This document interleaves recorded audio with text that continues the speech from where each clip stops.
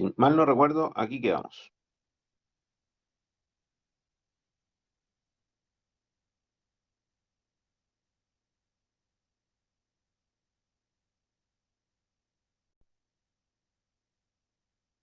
Ya. Quedamos en que lo bueno una de las cosas buenas del IPC es que se conocía con rapidez y en forma mensual. O sea, ahí terminamos. Entonces, avancemos. ¿Cómo se construye esta canasta? La construcción de la canasta del IPC toma como insumo principal el gasto reportado por los hogares a través de la encuesta de presupuestos familiares, la que se aplica cada 5 años en forma previa al cambio del año base. Es decir, por ejemplo, el año 2022 se va a aplicar la nueva encuesta para que el año 2023 entre en funcionamiento la nueva canasta del año base. Se debe precisar, dice, que en el IPC no se construye una canasta básica. Y este es un concepto propio de las mediciones del Ministerio de Desarrollo Social. ¿Se acuerdan que nosotros vimos que había una canasta básica que medía la línea de la pobreza? Eso es distinto. Si bien esa canasta básica está de alguna manera dentro de la canasta para el IPC, esta es una mucho mayor porque es mucho más grande. La canasta de la línea de la pobreza, la canasta que hace el Ministerio de Desarrollo Social, es una canasta que tiene que ver con una cantidad de calorías mínimas para poder vivir, ¿ya? Y, y esta otra eh, es un consumo promedio de mucho más cosas, de mucho más, de otros solo alimentos. Esto es mucho más grande. Es un consumo promedio de una familia promedio. Eso es diferente. Dice, lo que sí ocurre es que la canasta básica del Ministerio de Desarrollo Social es un subconjunto de los productos que forman la canasta del IPC. O sea, está dentro de. Para el IPC 2018, dice 2018 igual 100 porque es como la base, de ahí se mide todo. Los criterios de selección de carácter general a nivel de grupo y producto aplicado de los bienes son los siguientes. Dice, a nivel de grupo, por ejemplo, alimentos, vestuario, entretención, etcétera. La cota mínima de ponderación del gasto total corresponde a un 0,1% para la división 1 de alimentos y bebidas no alcohólicas y 0,2 para el resto de las divisiones del IPC. Es decir, como grupo, ¿ya? Todo lo que está ahí eh, tiene que ponderar por lo menos, representar al menos el 0,1% o el 0,2% para el resto de las divisiones. Si no, está fuera. O sea, si algo que yo compré, por ejemplo, que la familia que está rellenando esta encuesta, eh, finalmente compró algo que no compraba nunca, y que muy pocas familias lo compran, eso no va a ir en la canasta seguramente, porque no alcanza la ponderación mínima para poder decir, mira, esto es representativo de una familia promedio. ¿Ya? Por ejemplo, si una familia de muchos ingresos hace, no sé, pues se compra, eh, no sé, por ejemplo, de una familia de muchos ingresos, se gastó plata en comprarse, no sé, un caballo, ¿ya? Porque crían caballos. La verdad es que eso pondera muy poco, ¿no? O sea, seguramente van a ser los únicos y la ponderación va a ser muy pequeña. Por lo tanto, no va a estar incluido. Una vez seleccionados los grupos, dice, para cada división, se consideran los productos que cumplan con los siguientes criterios. Nota mínima de ponderación de los productos es de un 0,02% el gasto total de los hogares. Después se ve cuánto representa en términos de gasto. Eso tiene que representar al menos el 0,02%.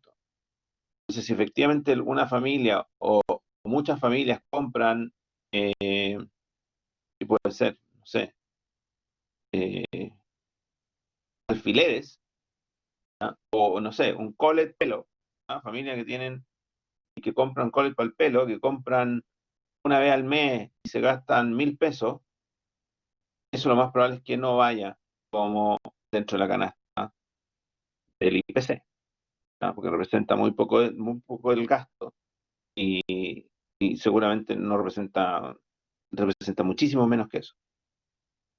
La esencia del gasto de los productos en 4 de los 5 quintiles según ingresos disponibles per cápita, es decir, que si una familia, tal como decíamos delante, esa familia que compra un caballo, ¿ya? Un caballo de pura sangre, eh, pues puede que, insisto, puede que sea un gasto grande dentro de la familia, que cumpla con el requisito de que sea representativo desde el punto de vista del gasto, pero se da solo en un quintil, a lo mejor en el 20% más rico de la población. Por lo tanto, eso tampoco va a entrar porque todos los bienes que están ahí en la canasta tienen que estar al menos en 4 de los 5 quintiles. Es decir, podría estar, por ejemplo, en los 4 primeros, es decir, el 20% más pobre y que el 20% más rico no lo consuma. Al revés, a lo mejor el 20% más pobre no lo consume y todos los demás lo consumen, también puede estar. Pero si hay uno que lo consume en 3 quintiles, 2, 1, entonces no puede estar, ¿ya? Finalmente dice, se excluyen los productos en que no existe factibilidad operacional de recolectar los precios. Si por algún motivo no es posible recolectar los precios, pues muy difícil o muy caro, entonces eh, no se hace. Porque esto lo que se hace es que finalmente un día del mes, un ejército de personas en Chile sale a recolectar los precios. Denme un minuto, por favor. Denme un minuto. Vengo al tiro.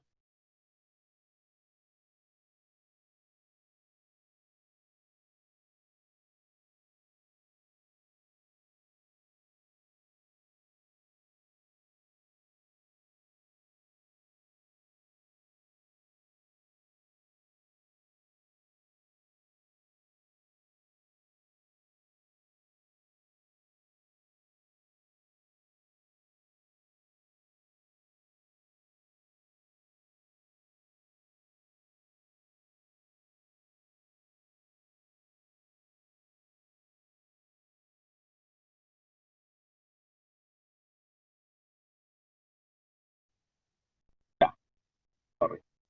Ok. Entonces, esta gente lo que hace es que todos juntos, el mismo día, ¿ya? Todos juntos el mismo día, salen a ver los precios. Eso es lo que hacen, ¿ya?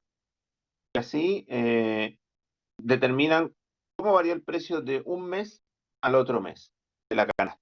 Esa es la variación del IPC.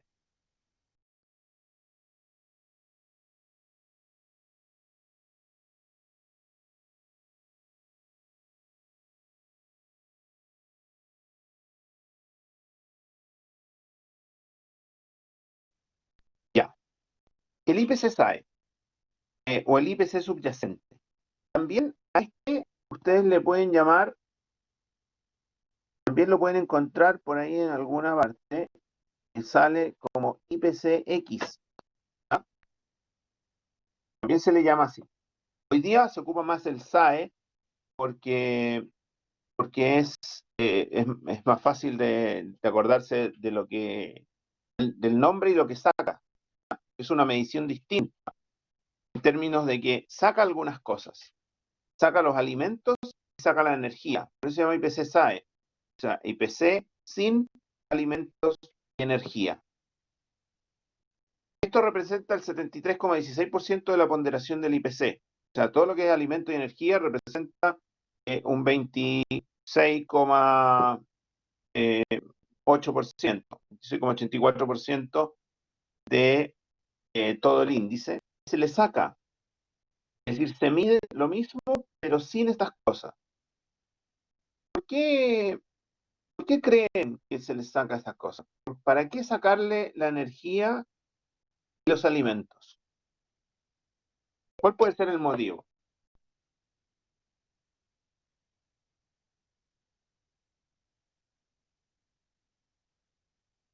¿Por qué sacarle eso?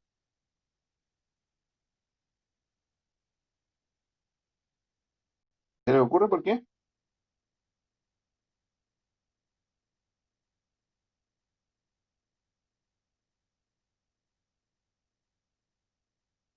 ¿A alguien se le ocurre?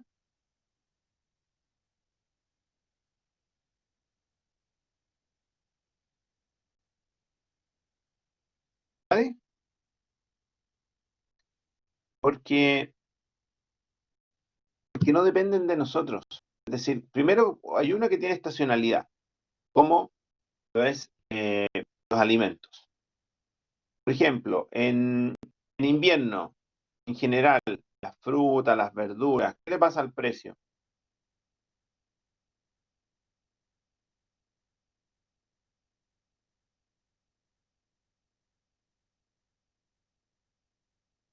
¿Qué le pasa al precio en esta época, digamos? No ahora, sino que en invierno. ¿Qué le pasa al precio de las frutas y las verduras? Sube, es más caro. ¿Y por qué? Porque no hay. Toda la que hay, o la poca que hay, mucha de ella viene de afuera, son importadas. Eso es más caro. La fruta, hay muy poca fruta. La fruta que hay, mucha de ella viene de afuera. Entonces, los precios suben. ¿Qué le pasa a la fruta ahora que empieza el buen tiempo, el verano, la primavera, el verano? No sé si han visto que hoy día hay sandía. En los supermercados venden sandía. Pero vale 5.000 pesos una sandía que es como una pelota de fútbol, más chiquitita.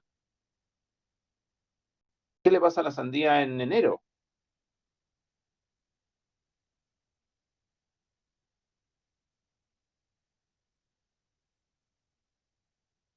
Baja muchísimo de precio, efectivamente, porque son las chilenas. Todas las que hoy día hay no son chilenas, son peruanas, brasileñas, no son chilenas. Entonces son más caras. Traerlas, es todo un costo asociado. Entonces, ¿qué es lo que tiende a pasar? El IPC tiende a ser mucho mayor en, eh, en invierno que en verano.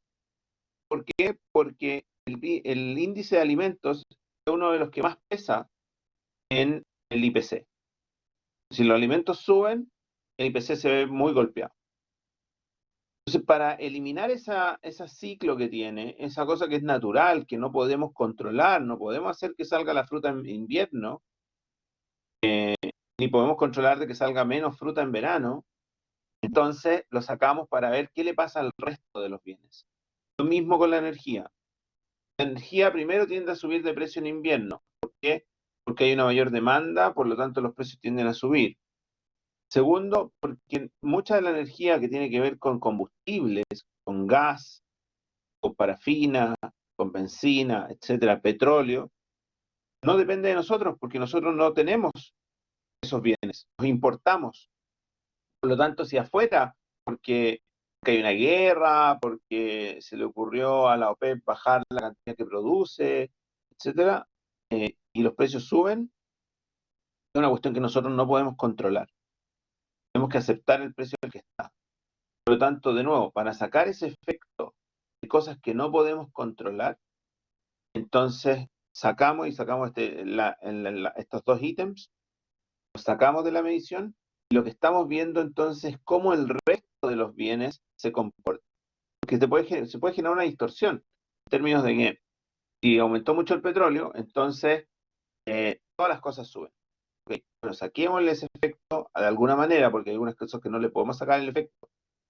Por ejemplo, si el petróleo sube, las lechugas suben. O, bueno, ahí también las sacamos, pero sube, no sé, cualquier otro producto que tenga que ser trasladado, lo más probable es que suba.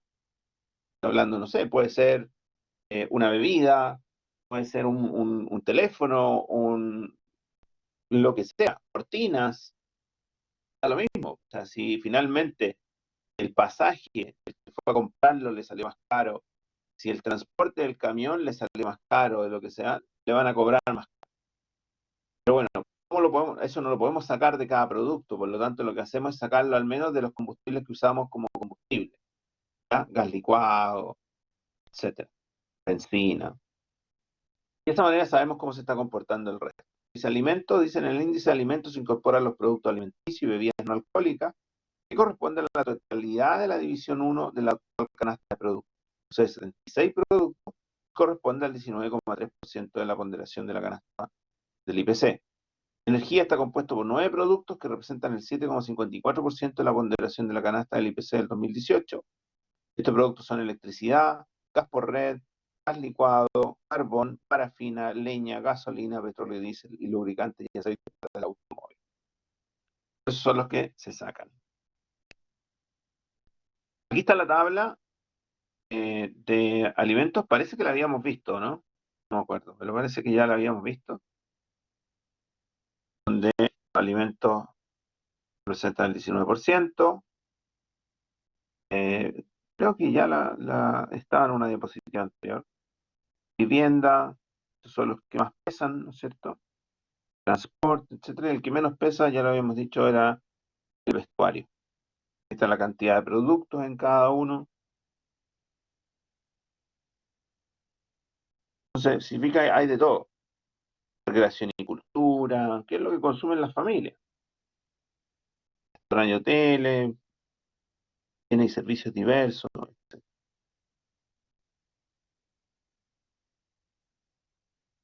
¿Viste la evolución de las canastas del IPC? Si se dan cuenta, esto partió hace muchísimos años, en 1928, parte con la medición de los productos, de medición de los precios. Habían solo 42 productos, medidos en 4 grupos, y la fuente ¿dónde se preguntaba o a quién se le preguntaba esta canasta? No era dónde se medía, sino que se medía en todo Santiago, pero a quién se le preguntaba cuáles eran los consumos. A las personas. Era una encuesta entre los empleados de la Dirección General de Estadística. El mismo se les encuestaba a ellos, de acuerdo a esa canasta promedio, entonces se calculaba los precios de Santiago.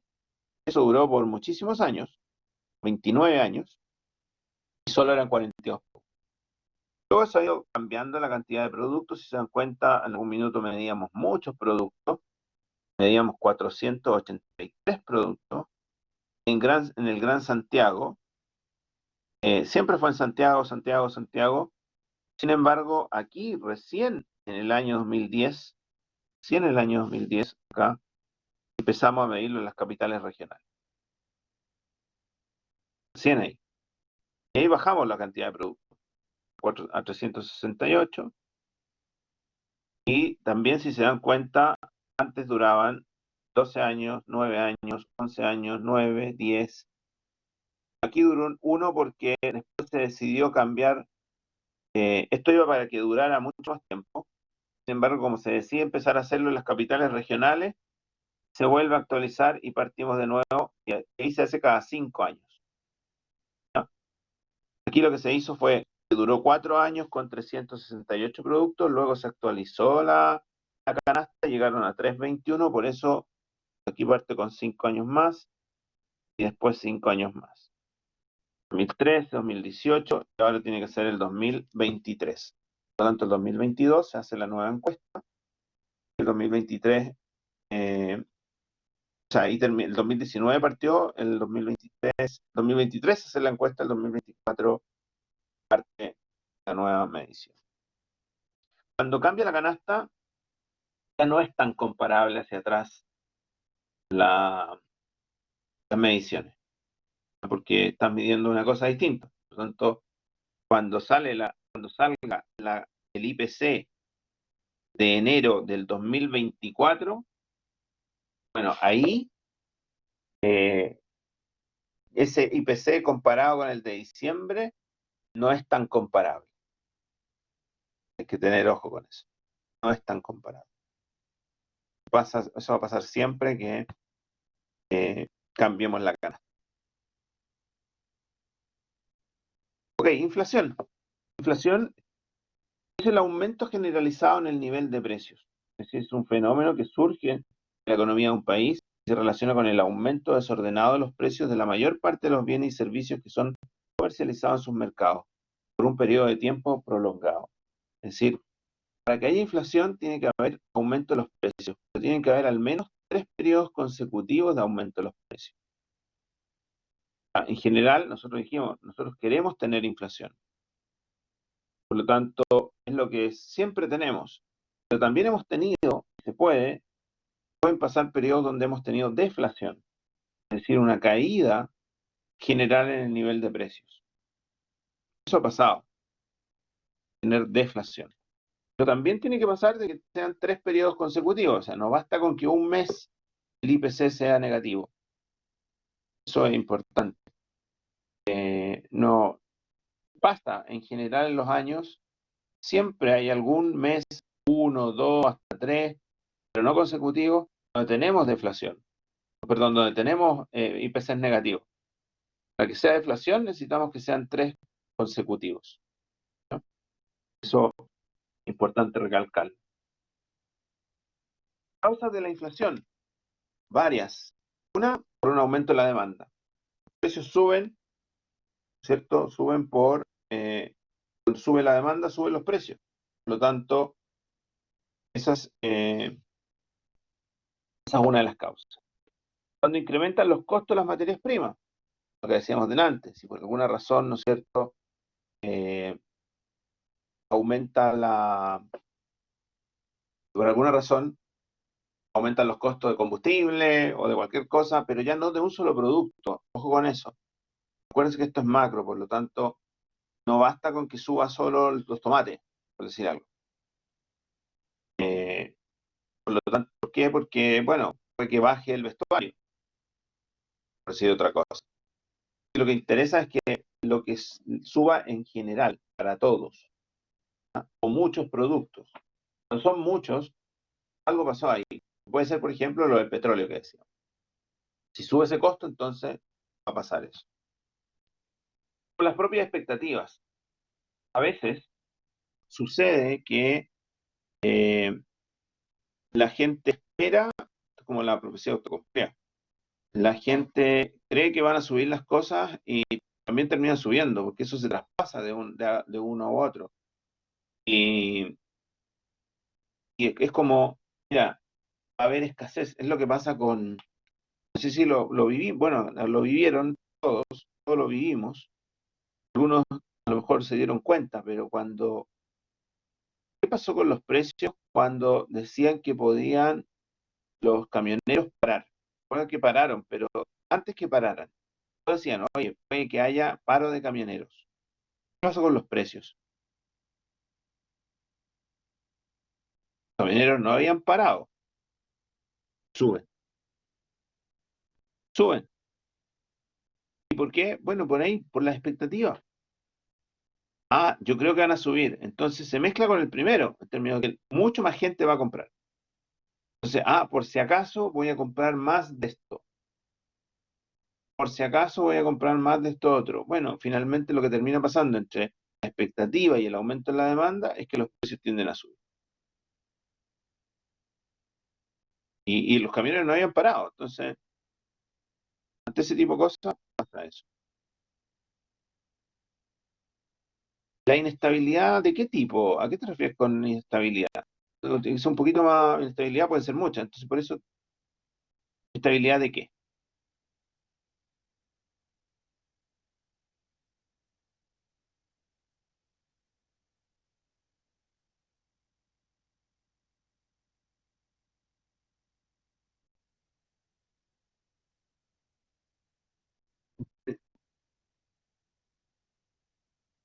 Eso sí, sí, claro. Eso en particular, ese tipo de inestabilidad genera, eh, puede generar eso.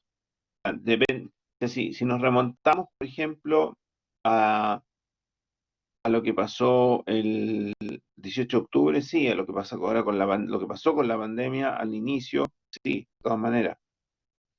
Depende de las expectativas que se hagan cada uno en la cabeza. Esto llévalo a veces, tal como decía una de las primeras diapositivas que vimos ya cuando entramos a macro, es que a veces hay que ir a la micro para saber la macro. Es decir, lo que pasa en la cabeza de una persona, a lo mejor pasa en la cabeza de todos o de muchos, y eso hace que en el mercado pasen cosas. Porque si me pasa solo a mí, si yo soy el único que cree en este minuto de que va a haber desabastecimiento, yo voy a ser el único que va a ir a comprar como loco al líder y me va a llenar de cosas. Y eso no mueve la aguja, porque el resto de la gente sigue exactamente igual. Pero eh, si nos pasa a todos, eso sí va a provocar un cambio, ¿no?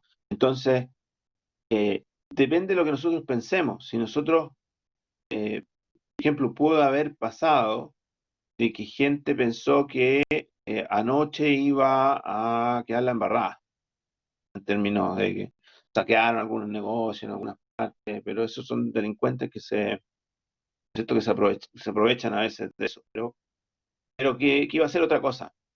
Y bueno, un montón de gente podría eventualmente haber ido a comprar, abastecerse, no sé, cualquier cosa. Entonces, eso sí puede generar que se aumente la demanda y eventualmente suban los precios. Pero tiene que ver finalmente con las expectativas, con las expectativas. ¿Cuáles son tus expectativas de lo que vaya a pasar más adelante? Y perfectamente pueden provocar la inflación. No necesariamente, pero puede ser una de las causas. ¿Cuáles vendrían a ser las causas ante nuestro vecino Argentina de la inflación? No, la inflación ahí es por lo último que está aquí, por un aumento de la oferta monetaria. Imprimir billetes. Eso es lo que pasa en Argentina, ¿no? Eh, Entre otras cosas, porque también algo hay de que aumentan los costos de las materias primas. ¿Por qué? Porque les ponen impuestos más grandes a las importaciones. De todas las materias primas pagan más impuestos, por lo tanto, más caro sale. El último que está acá, dice por aumento de la oferta monetaria, tiene que ver con que los bancos centrales, especialmente los que no están, que no son autónomos como el argentino, responden al presidente de la República de turno. Entonces, como Argentina nadie le presta, están con un problema de plata, lo que hacen es imprimir plata, que es muy fácil llegar e imprimirlo. Eh, Finalmente, cuando pasa eso, piensen que es mandar a una fábrica a decirle, imprímame, por decir algo en Chile, no sé, imprímame 20.000 millones de pesos en billetes de 10.000 y 20.000, y voy mañana a buscarlo y me lo llevo al Estado y mañana le digo a todos los empleados públicos, le vamos a dar un bono a usted, a cada uno de ustedes de 100.000 pesos porque son súper buenos trabajadores. ¿Y dónde saco la plata? Bueno, ahí lo acabamos de imprimir. Eso es fantástico. Los trabajadores felices, no va a estar feliz con un bono de 100.000 pesos, que viene de la nada. ¿Y qué hago? Entonces, con esos 100.000 pesos, cada uno de los que está ahí, ¿qué va a hacer con la plata? ¿Qué va a hacer la mayoría de las personas con 100 luquitas más? Tiene Navidad, ¿qué van a hacer? Gastársela, pues, ¿no? La gran mayoría lo que se hace es gastársela. Y todos van a ir a comprar más. Entonces, vamos comprando, vamos a tener un mejor asadito para la Navidad, para el Año Nuevo, no sé. Bueno, finalmente esa mayor demanda genera una presión importante sobre los precios. Entonces, los supermercados van a estar viendo que venden, así, bueno, puta, la gente está teniendo más plata, suban los precios, porque si no, además se van a agotar. Los productos, y esto es una cuestión, no es solamente querer ganar más plata, es que simplemente por todos lados va a pasar que el supermercado le va a pedir más carne al proveedor, el proveedor de decir, oye, si seguimos así, toda la producción que yo creía que íbamos a tener no nos va a alcanzar, subamos un poquito los precios. Y no solo eso, a lo mejor voy a necesitar engordar más a los animales, voy a tener que comprar más animales, por lo tanto eso es más caro, necesito más espacio, necesito comprar otro terreno, bueno, subamos los precios. Y así sigue la cadena. Javier, dime. Profesor, tengo una duda respecto a Argentina, tal vez usted me la pueda aclarar. Eh, yo había escuchado que por el exceso de cuarentena que habían tenido, el tema del trabajo y todo eso influyó mucho más que en países como Chile, que eran cuarentenas más, eh, ¿cómo decirlo? Más medidas donde la gente podía trabajar en algunos rubros o no eran por tanto tiempo. ¿Tiene que ver eso? Sí, pero no tanto en la inflación, pero sí en el empleo.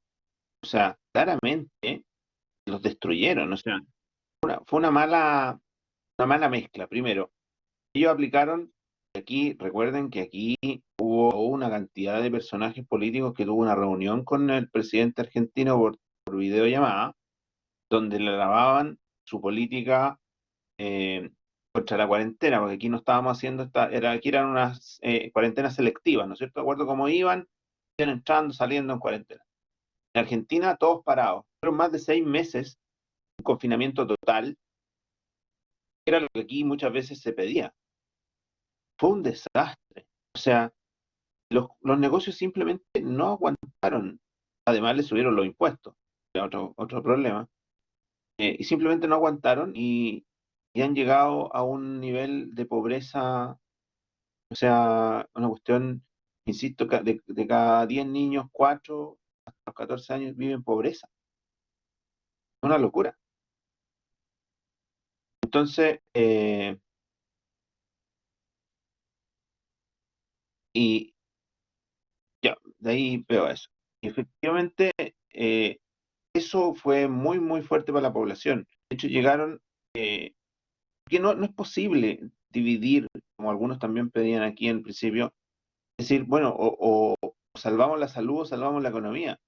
Porque lo que le empieza a pasar a Argentina es que en esa idea, en esa dicotomía de decir cuál es la salud y la economía, cosas que no se pueden separar porque las dos cosas van juntas, hoy día a la gente se le está muriendo de hambre.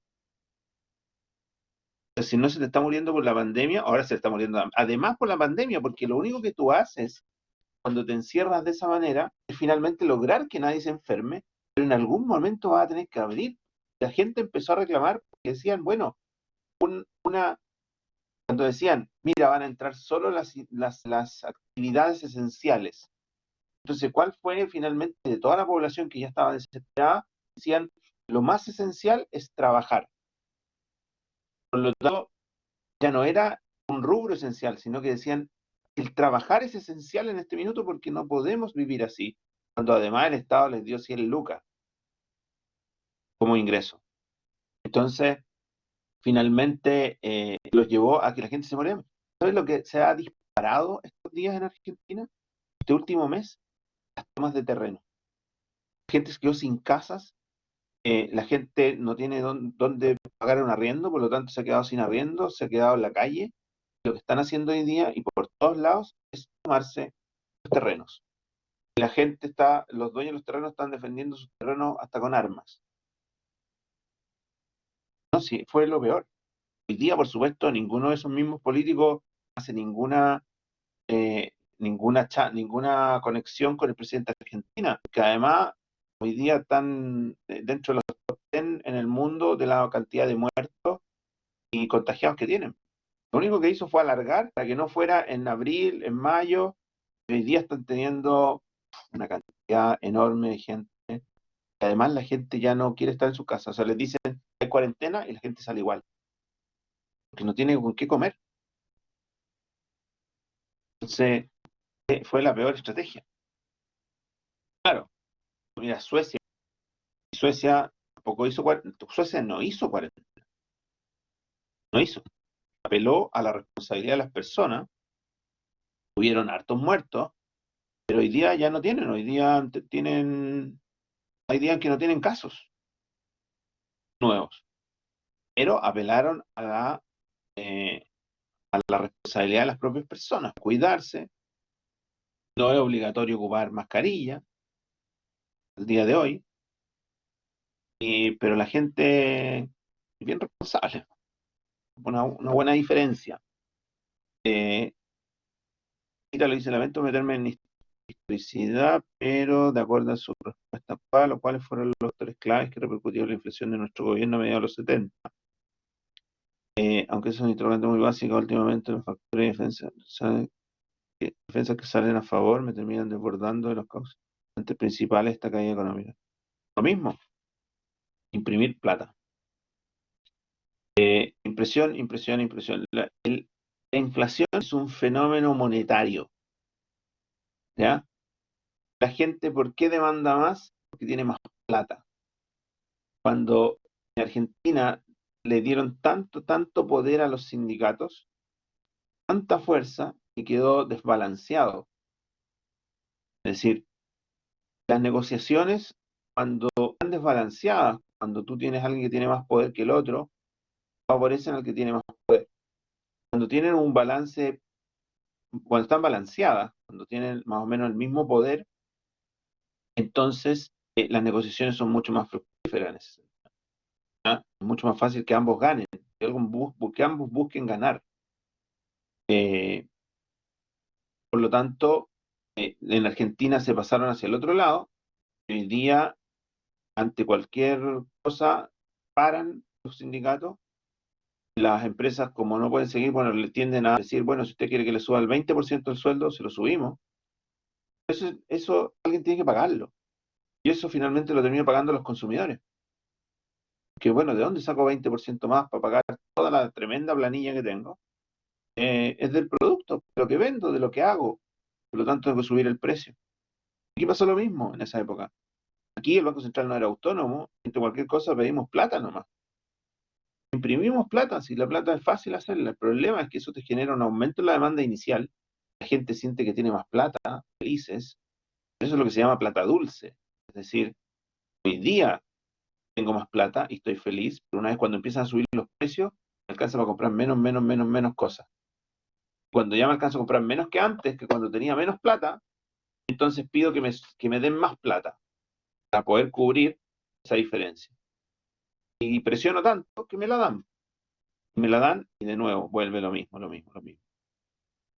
Eh, Son causantes verídicas ¿de qué crisis?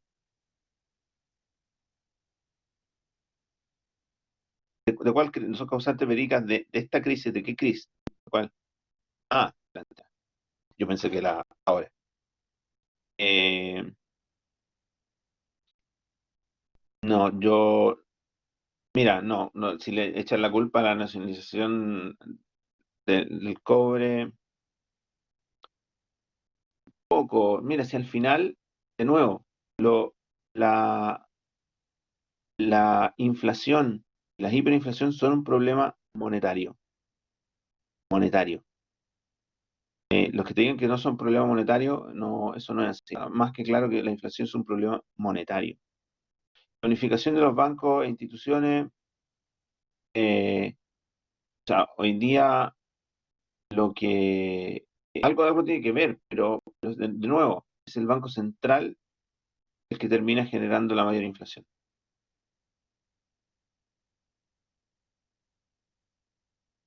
Yo convencido de eso. O sea, cualquier otra causa, ahora pueden haber causas políticas que te llevan a eso, pero es un problema monetario.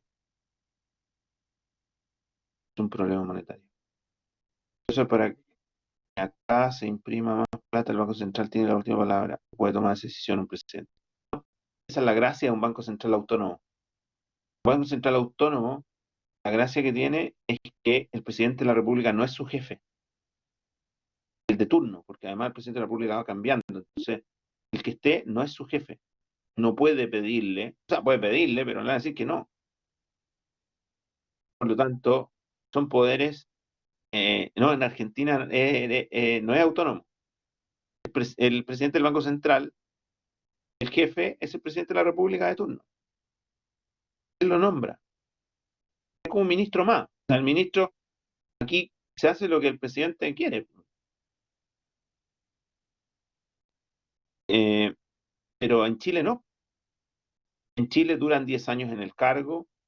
El presidente cuando se va o cuando le toca ir a un consejero porque ya cumplió su ciclo, renuncia eventualmente, es el presidente de la República el que nombra a una terna y es el Congreso el que finalmente decide quién va.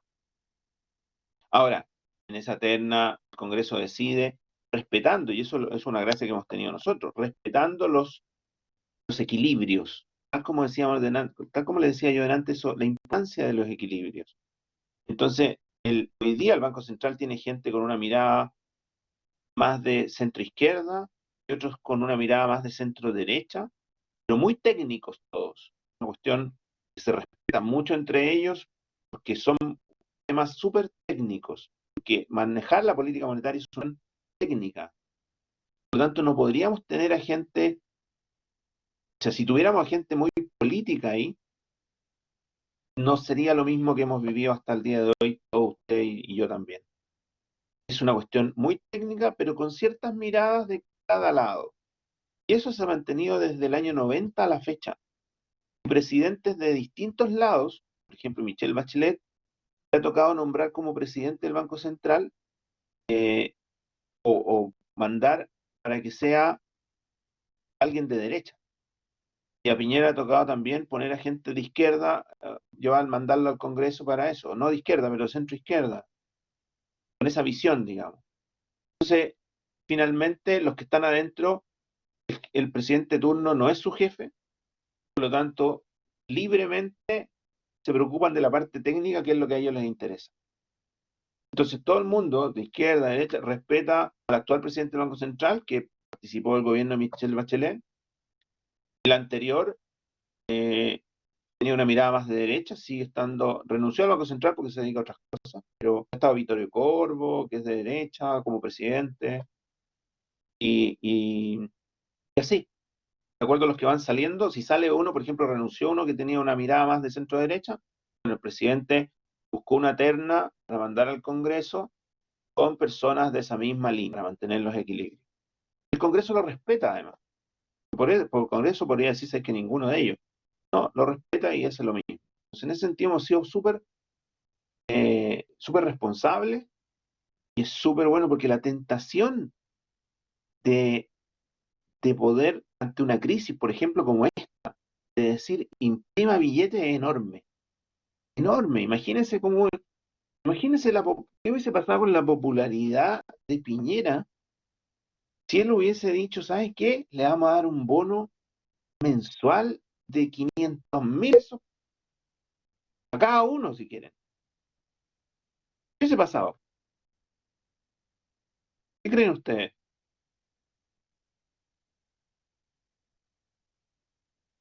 Dos sueldos mínimos para cada uno.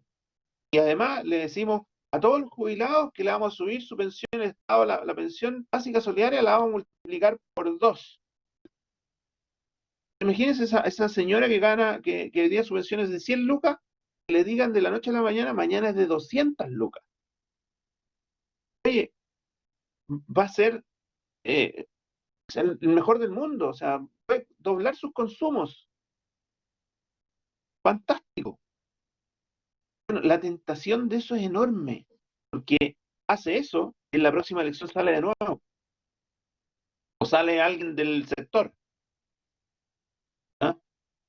Entonces, es muy grande esa tentación.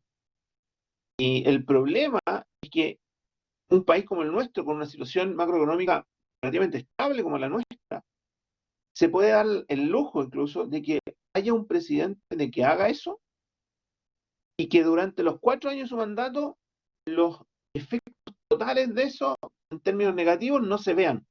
Es lo que pasó con Chávez.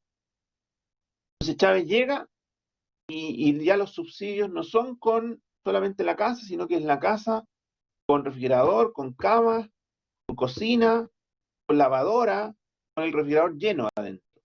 Fantástico. La gente que, ¿cómo no iba a votar por él en la siguiente elección? Porque además los efectos los ven hoy día, hace un año atrás, hace 2 años atrás, hace 3 años atrás. Hoy día están viendo los efectos. Y además, Chávez ya murió. Entonces Chávez no alcanzó a verlo. Eso es lo que llamamos la inconsistencia dinámica. Entonces hoy día la gente está feliz, hoy día la gente siente que tiene plan, los sueldos suben, piden aumento y se los dan, el Estado paga más, mucho más, por lo tanto los privados, el sector privado dice, oye, pero si al Estado le están subiendo un 20%, porque a mí no? Y piden, y si no paramos, y bueno, le doy, los precios empiezan a subir y después no hay cómo pararlo. Y además, después no tengo plata para poder financiar eso, que es lo que le pasó a Argentina. Hoy día no tienen plata para financiarlo. Entonces, la autonomía del Banco Central es una cuestión que no podemos perder. Si no, las consecuencias son bien complejas. Pueden ser muy complejas para un país desordenado para países desordenados como los latinoamericanos. Un tema cultural. uno podría ver países donde el Banco Central tiene a lo mejor, eh, tienen, ¿cómo se llama? Eh, súper responsables, no sé. Porque la gente además es súper responsable. Pero aquí no somos así. O sea, pensemos lo que hemos hecho. O sea, ¿en qué país terminamos destruyendo los semáforos cada vez que nos juntamos?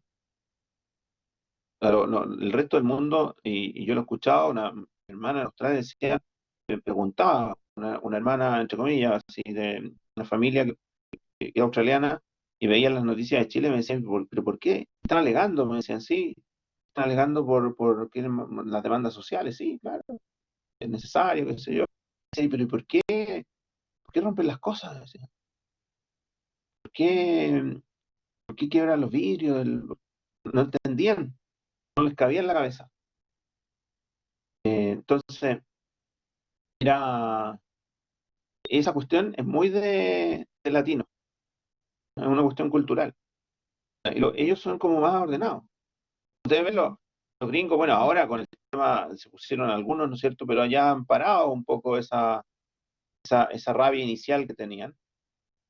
Pero en general, ¿cómo protestan los gringos? Con unos carteles y caminan alrededor de la... Lo han visto, ¿no? Las películas lo ponen siempre, pero cuando uno va a Estados Unidos encuentra que de repente hay gente alegando de una empresa, por ejemplo, y lo único que hacen con los carteles es girar y cantar, o hablar, gritar unos gritos así. Así como casi como el colegio, no nos moverán, no nos moverán. Listo, sería todo.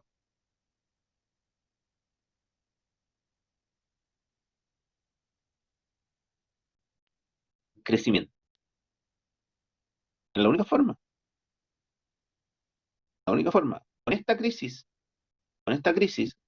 sanitaria y la del 18 de octubre, los que nos comprometimos vamos a alcanzar el 44%, 45% de deuda del PIB.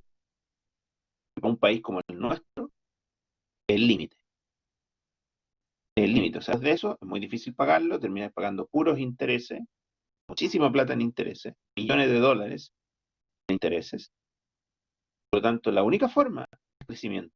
Y eso es lo que a mí, eh, no, hay un montón de que no se pueden hacer ahora.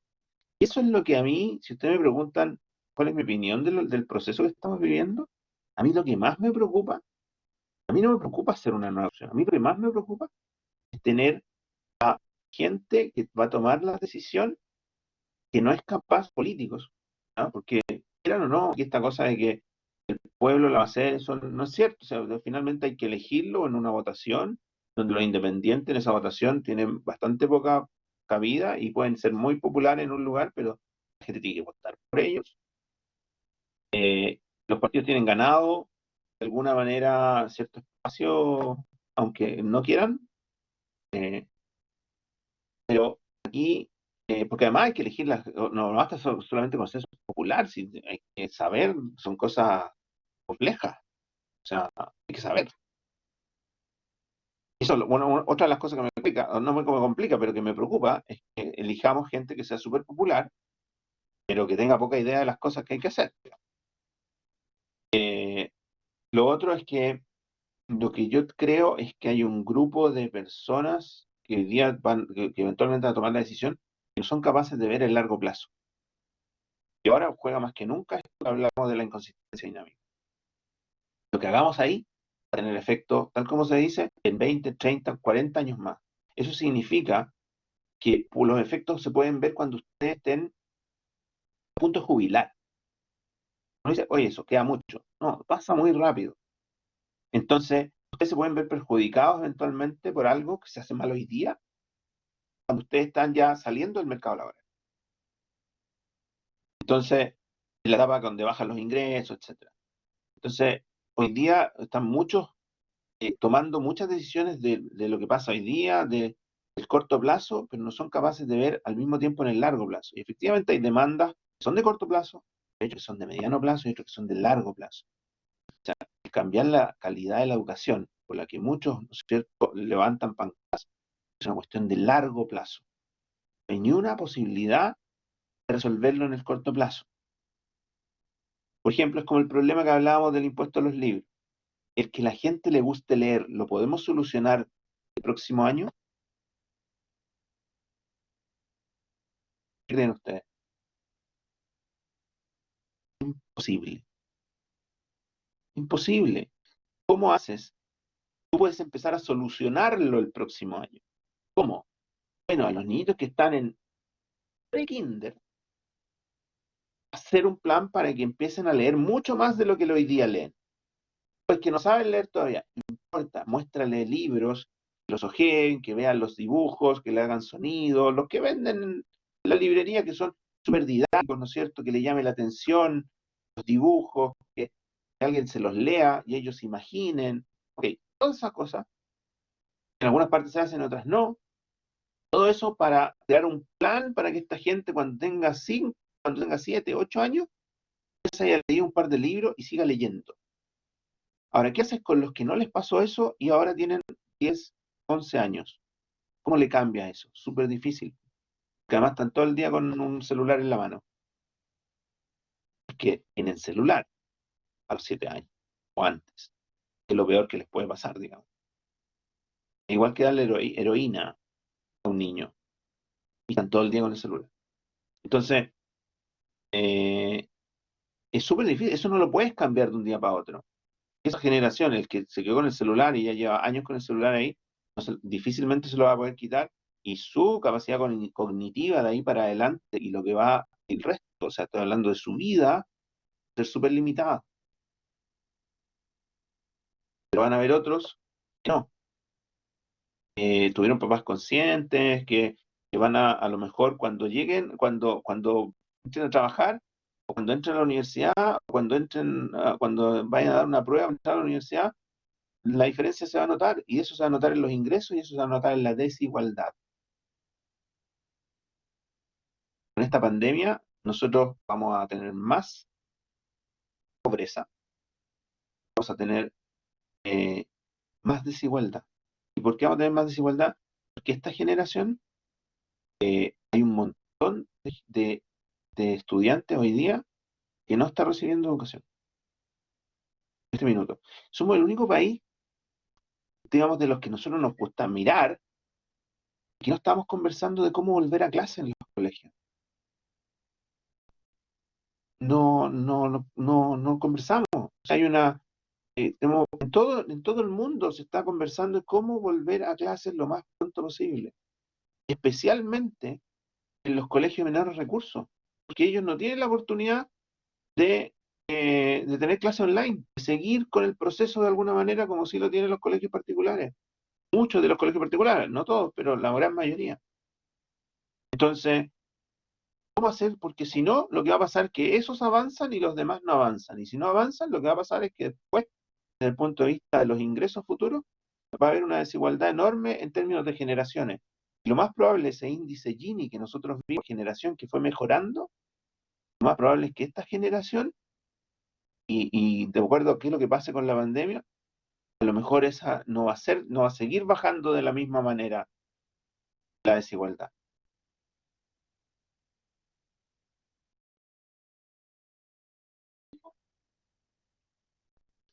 Eso, me emocioné.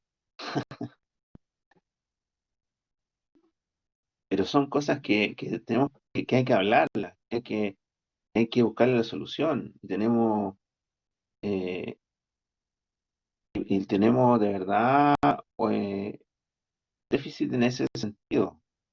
De verdad que hoy día a mí yo estoy impresionado de que no seamos capaces de conversar, de volver a clases. Todo el mundo está volviendo a clases. Los colegios públicos están volviendo a clases.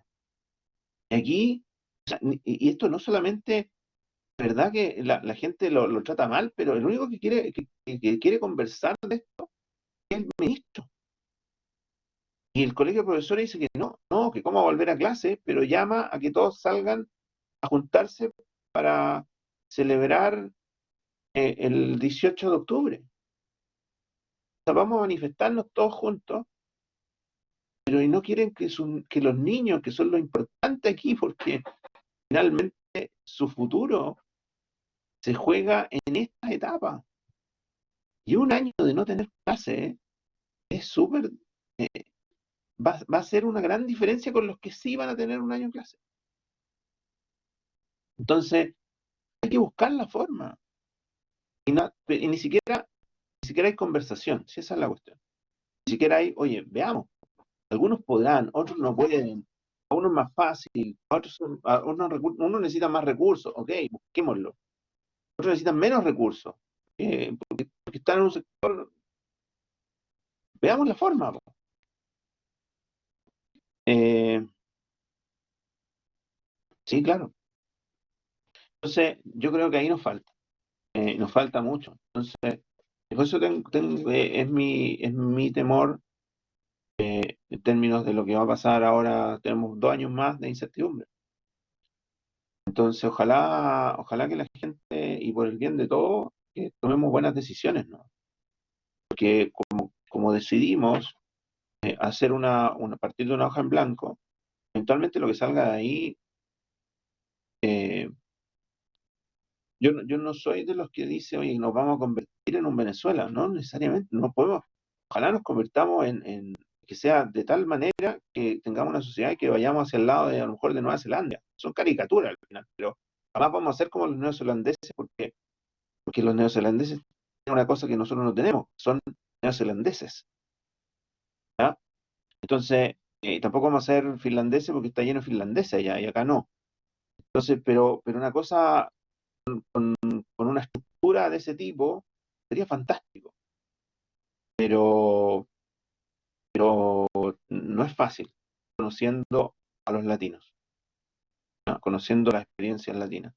Ojalá sea así, ojalá que gente buena, consciente, y finalmente lo que dicen ahí es crear una casa para todos, porque se han dicho, ¿no es cierto? Como el eslogan de crear una casa para todos, es lo ideal, pero si los que se eligen van con la idea de que voy a crear una casa para mí, y el que le guste está, y el que no le guste lo dejamos fuera, eso tiene un mal pronóstico, porque finalmente esas cosas son lo que le pasa a Chávez, lo que a Chávez le pasó eso, crearon, todos estaban de acuerdo de alguna manera, y lo otro es que se generan expectativas mayores a los que, o sea, no vamos a arreglar la educación tal como dijimos, o sea, por decreto o porque está en la Constitución no vamos a alegrar, vamos a hacer que la gente lea más, vamos a hacer que la gente sea más inteligente, no vamos a hacer que la gente estudie más, eh, no vamos a hacer que las pensiones suban mañana, porque tal como alguien me preguntó, necesitamos plata para muchas de esas cosas. Y eso se logra creciendo. Por lo tanto, tampoco he visto mucha gente hablar de crecimiento. Es lo que necesitamos, si no, no tenemos ni una posibilidad. Imagínense que Chávez, los problemas que tienen hoy día en Venezuela, es un país que tiene petróleo. O sea, nosotros tuviéramos petróleo, hace rato que estaríamos bastante mejor. Seríamos quizás como Nueva Zelanda o como Finlandia, pero no tenemos petróleo. Eso lo farrearon. Eso. Ojalá que todo termine bien, ¿no? Sí, hay que elegir a las personas correctas, ¿no? Ojalá el debate en términos de lo que proponen sea realista. Creo que esa es la visión. ¿Ah? Y que no sea populista. Eso es lo que tenemos que evitar. Cuando te empiezan a ofrecer muchas cosas y que por decreto vamos a mejorar un montón de cosas, eso no es así. Eso no es así. Por ejemplo, la gente que habla en términos del agua, eh, tú sabes que tienes que a la gente del agro, a todos los que nos venden las lechugas, los pepinos, todas las cosas, las frutas que tanto nos gustan, a todos ellos hay que asegurarles el agua. Si tú no les aseguras una cantidad de agua, por supuesto que si es necesario, si gente se está muriendo de sed porque no tiene agua, hay que tener, digamos, armas para eso. Pero a ellos tienes que asegurarle agua. Si no le aseguras agua, nadie te va a plantar nada. Nada, porque las plantaciones de cualquier cosa implican años de espera para poder tener cosechas. Por lo tanto, eh, todos necesitan, hasta el más chico necesita tener agua. Si no, no hay. Entonces, eh, y tenemos que pensar en que también queremos alimentarnos, por lo tanto, lo importamos, es decir, la otra opción, pero asumamos que nos va a costar harto más caro. Entonces, hay un montón de cosas que son súper técnicas o que tienen cosas detrás súper técnicas y que las soluciones no son fáciles. Son como decir, ya, pues no, no, no, si aquí que nadie tenga derechos de agua, se lo podemos quitar de un día para otro. Cuando te dicen eso y tú tienes un campo y te dicen que de un día para otro te lo pueden quitar, entonces eh, tú podrías decir, entonces yo no hago nada, pues mejor hago otra cosa con el campo, lo vendo, no sé. ¿Quién se va a arriesgar a invertir plata si después no puede hacer nada? Entonces, las cosas no son tan fáciles como se cree. Pero bueno, sigamos. Vamos a ver este fenómeno de la inflación, lo vamos a ver con detalle, con gráficos y cosas. Los costos de la inflación. Inflación perfectamente anticipada. Supongamos, dice, que nuestra economía ha tenido por varios años una inflación del 3% anual y las personas anticipan de manera correcta esta tasa. Eso es lo que no pasa en Chile. En Chile, en general, nuestra inflación ha sido alrededor del 3, un poquito más, un poquito menos, pero en nuestra cabeza está esa idea de que es el 3. Eh, dice, las tasas de interés nominales se elevan un 3% para compensar la inflación. O sea, cuando uno va a pedir un crédito, ustedes piden plata, ustedes al menos saben que les van a cobrar un 3%, por lo menos. O sea, cualquiera que preste plata y quiere tener al menos la misma plata un año después, entonces tiene que elevarlo en cuanto suben los precios. En un año los precios suben un 3%, que sería la inflación. Entonces, si hoy día tengo 1.000, el promedio, lo que compro con 1.000, subió a 1.003 un año después. Por lo tanto, yo al menos te voy a cobrar a 1.030 un año después, por lo menos te voy a cobrar el 3% como tasa de interés. Por lo tanto, cuando pasa eso, la verdad es que no hay costos de la inflación. O sea, no se generan, ¿no? Porque además los salarios, a la gente que tiene contratos, se le ajusta por inflación. Entonces, las cosas subieron de 1.000 a 1.030 en un año. Mi salario, que ganaba 1.000, también subió a 1.030. Y si pido plata prestada o presto plata, me van a pasar 1.030 al final, al menos. Por lo tanto, no hay costos de la inflación. Ahora, eh, ¿para quién hay costo? Para el que guardó la plata. O sea, si yo 1.000 pesos los guardé debajo del colchón y los saco un año después, no voy a poder comprar lo mismo. Ahí hay un costo asociado. Que tuve un costo. Aquí, porque ahora me compraba esto con 1.000, ya no me lo puedo comprar con 1.000. Pero si me lo quiero comprar, tengo que gastar más plata. O compro menos cosas. Por eso es tan relevante, dice, para los países mantener niveles de inflación estables en el tiempo. Todos creemos que va a ser de cierto un 3%, nosotros lo internalizamos. Todos ustedes, me imagino que tienen a alguien conocido, a lo mejor su propia familia, alguien que a lo mejor tiene su casa y que pidió un crédito hipotecario.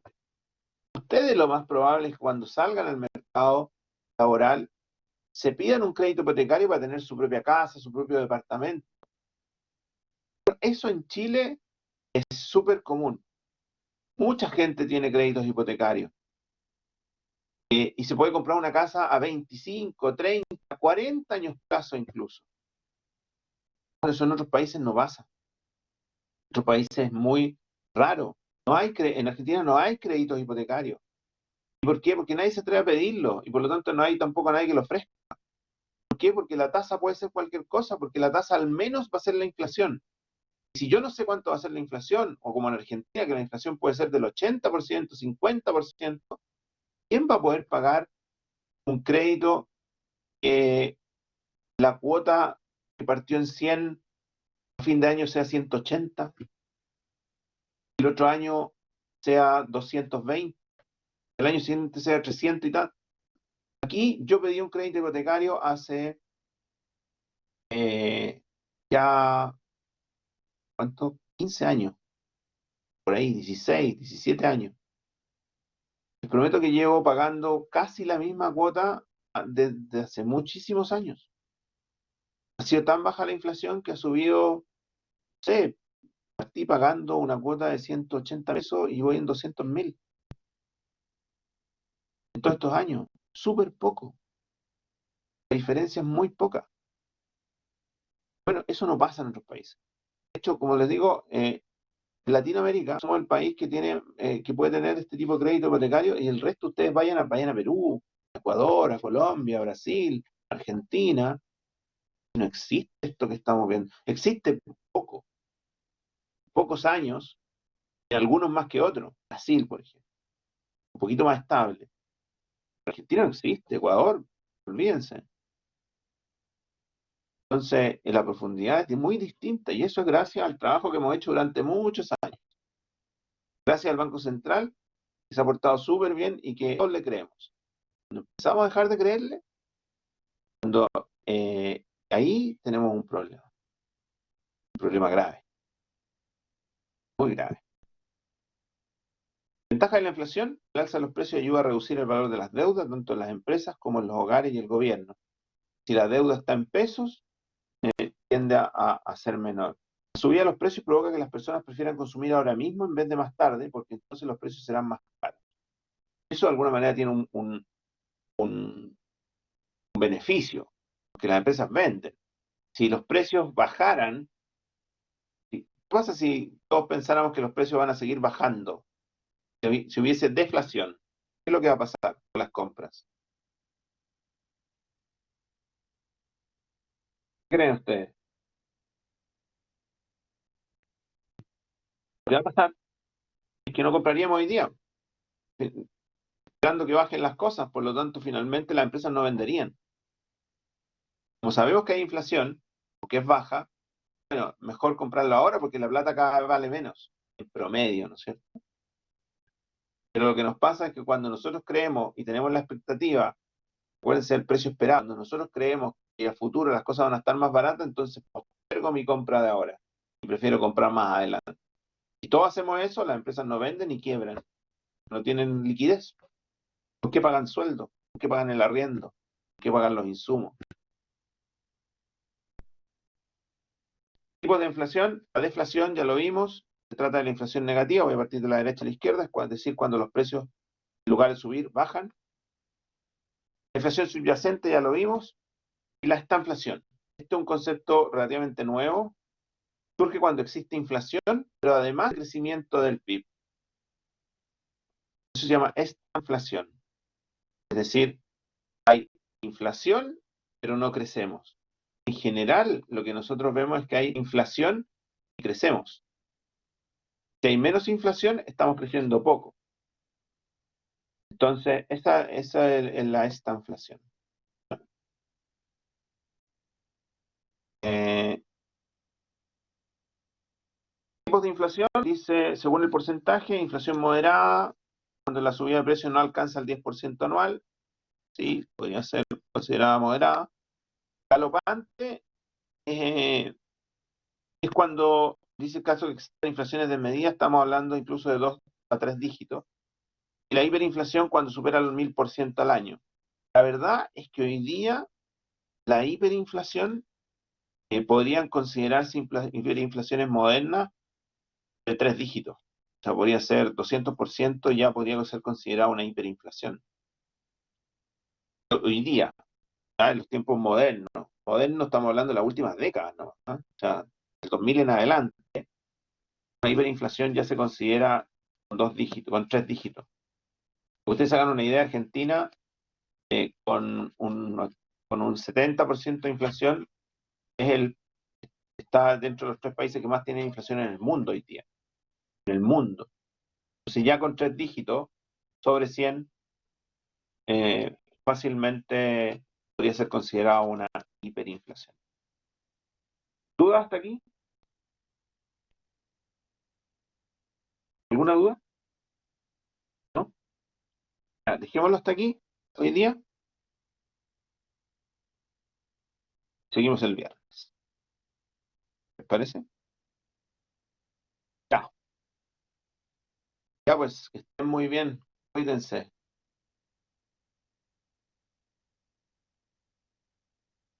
Nos vemos. Chao, chao. Bien.